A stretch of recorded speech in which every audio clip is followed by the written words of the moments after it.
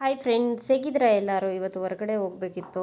ಅದಕ್ಕೆ ನಾನು ಫ್ರೆಶ್ ಆಗಿಬಿಟ್ಟು ರೆಡಿ ಆಗಿಬಿಟ್ಟು ತಲೆ ಬಾಚ್ಕೊತಿದ್ದೆ. ಟೈಮ್ ಆಲ್ರೆಡಿ ಆಗಿತ್ತು. ನಾನು 3 o'clock ಮನೆ ಬಿಡಬೇಕಿತ್ತು. ನಮ್ಮ ಮನೆಯಲ್ಲಿ ಈಗ ಆಯಿತು, 3 o'clock ಆಗಿಬಿಟ್ಟಿತ್ತು ಆಲ್ರೆಡಿ. ನಾವು ಆಮೇಲೆ ಗಾಡಿ ತೊಗೊಂಡು ಹೊರಟ್ವಿ.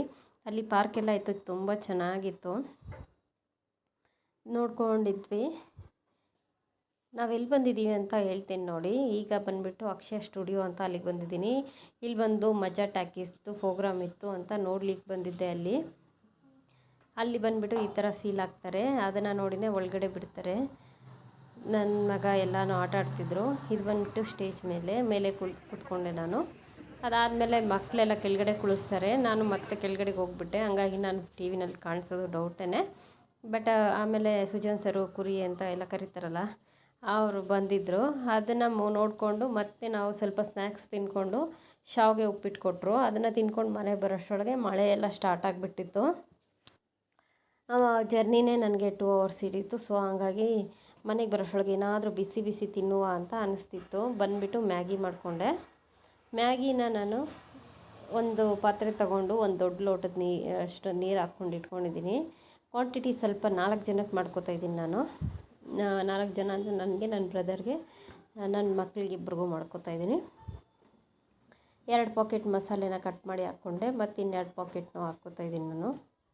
ನಮಗೆ ಸ್ವಲ್ಪ ಮಸಾಲೆ ಅಂದರೆ ತುಂಬ ಇಷ್ಟ, ಅಂದರೆ ಸ್ಪೈಸಿನೆಸ್ ಆಗಿ ಚೆನ್ನಾಗಿರಬೇಕು ಟೇಸ್ಟು, ಆವಾಗಲೇ ಇಷ್ಟಪಟ್ಟು ತಿಂತೀವಿ ನಾವು.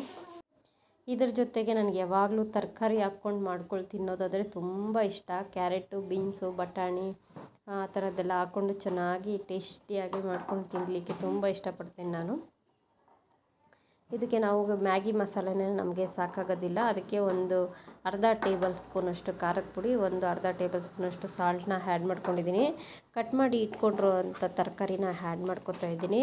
ಚೆನ್ನಾಗಿ ನೀಟಾಗಿ ಸಣ್ಣದಾಗಿ ಕಟ್ ಮಾಡ್ಕೊಳ್ಳಿ, ಯಾಕಂದರೆ ತುಂಬ ದೊಡ್ಡದಾದರೆ ಬೇಯಲಿಕ್ಕೆ ಮತ್ತು ತಿನ್ನಲಿಕ್ಕೆ ಕೂಡ ಚೆನ್ನಾಗಿ ಅನಿಸೋದಿಲ್ಲ. ಸಣ್ಣದಾಗಿ ಕಟ್ ಮಾಡಿಕೊಂಡ್ರೆ ತಿನ್ನೋಕ್ಕೆ ಚೆನ್ನಾಗಿ ಅನಿಸುತ್ತೆ.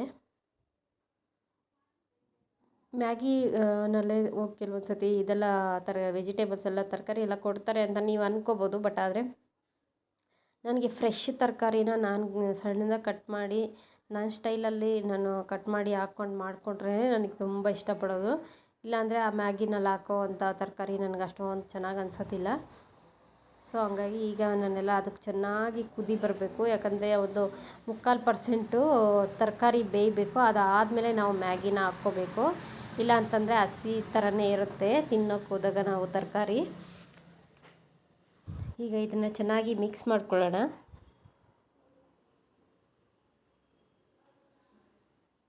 ಇದು ಸ್ವಲ್ಪ ಒಂದು ಚೂರು ಟೈಮ್ ಆಗೋದ್ಮೇಲೆ ಸಾಫ್ಟಾಗಿ ಸರಿ ಹೋಗುತ್ತೆ. ಈಗ ಆ ಥರ ಅನ್ನಿಸ್ತಿದೆಯಲ್ಲ ನಿಮಗೆ ನೋಡಲಿಕ್ಕೆ ತುಂಬ ಚೆನ್ನಾಗಾಗುತ್ತೆ. ಸ್ವಲ್ಪ ಸಾಫ್ಟ್ ಆಗಬೇಕು ಅಷ್ಟೇ ಮ್ಯಾಗಿ.